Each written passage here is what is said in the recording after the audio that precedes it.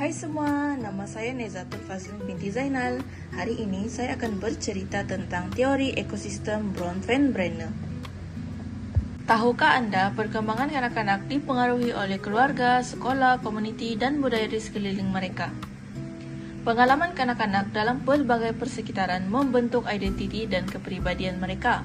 Setiap lapisan persekitaran memainkan peranan penting dalam membentuk potensi kanak-kanak. Apa itu teori ekosistem? Mari kita simak. Teori ekosistem diperkenalkan oleh Yuri Bronfenbrenner, seorang ahli psikologi perkembangan. Perkembangan kanak-kanak dipengaruhi oleh lapisan persekitaran yang saling berkait antara satu sama lain. Dalam kajian Bronfenbrenner, setiap kanak-kanak adalah unik dengan interaksi yang berbeza terhadap persekitaran mereka. Terdapat 5 lapisan dalam teori ekosistem Bronfenbrenner. Mari kita lihat. Yang pertama adalah mikrosistem. Mikrosistem merupakan persekitaran terdekat di mana kanak-kanak berinteraksi secara langsung setiap hari. Contohnya seperti keluarga, sekolah, rakan sebaya, jiran, dan sebagainya. Mereka merupakan antara mikrosistem yang menghubungkan kanak-kanak secara langsung. Yang kedua adalah mesosistem. Mesosistem merupakan hubungan antara dua atau lebih mikrosistem yang mempengaruhi perkembangan kanak-kanak. Contohnya, keluarga dan sekolah bekerja sama dalam pendidikan kanak-kanak. Selain itu, hubungan antara keluarga dan rakan sebaya dan juga komunikasi antara sekolah dan komuniti. Yang ketiga adalah ekosistem. Ekosistem merupakan persekitaran yang tidak melibatkan kanak-kanak secara langsung, tetapi mempengaruhi perkembangan mereka. Contohnya, tempat kerja ibu bapa, dasar dan peraturan sekolah, dan kemudahan komunitas setempat.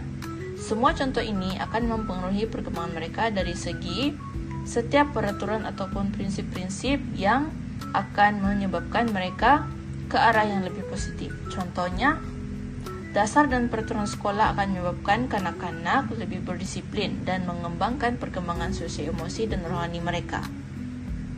Seterusnya adalah makrosistem. Makrosistem adalah budaya, nilai kepercayaan, dan undang-undang yang mempengaruhi semua lapisan persekitaran lain.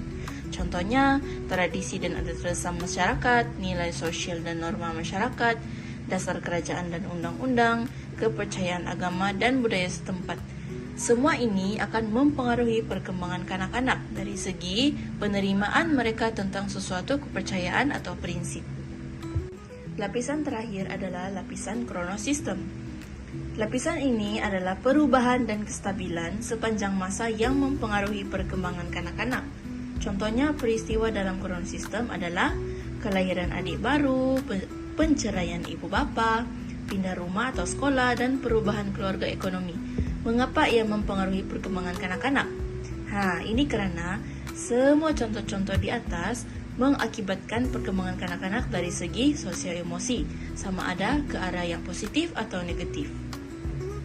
Apa implikasi teori ekosistem ini kepada pendidikan awal kanak-kanak? Teori ekosistem Bronfenbrenner memberi panduan penting dalam merancang pendidikan awal yang berkesan dan holistik untuk kanak-kanak. Antara implikasi terhadap pendidikan awal kanak-kanak termasuklah menggalakkan kerjasama antara ibu bapa dan pendidik, mewujudkan persekitaran pembelajaran yang kondusif, mengambil kira latar belakang keluarga dan budaya dalam perancangan pengajaran, meningkatkan hubungan sosial kanak-kanak, dan memberi sokongan terhadap perubahan dalam kehidupan kanak-kanak. Kesimpulannya, setiap elemen dalam persekitaran ini memainkan peranan penting dalam membentuk perkembangan kanak-kanak. Sama ada ia boleh diperhatikan dan dipahami secara tidak langsung melalui interaksi antara semua sistem.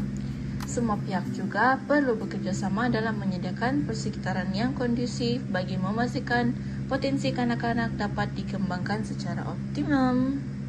Sekian dan terima kasih. Ingatlah, perkembangan kanak-kanak adalah tanggung jawab kita bersama.